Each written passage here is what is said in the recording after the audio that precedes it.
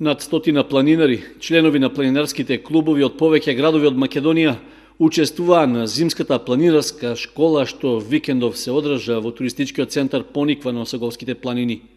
На школата тие имаат теориска и практична настава за начините на движење по снег во планина и за употреба на планинарска опрема.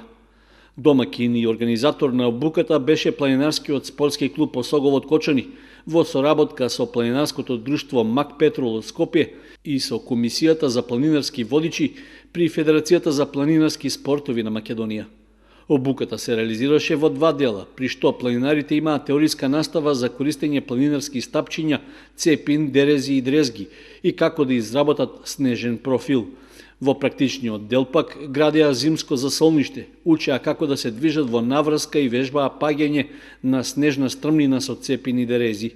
Главна цел на обуката е да се стекнат знаења за полесност на наоѓање и преживување во зимски и снежни услови на планина.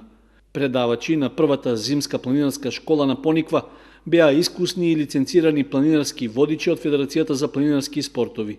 Дел од опремата ја обезбеди планинарското друштво Мак Петрол од Скопје.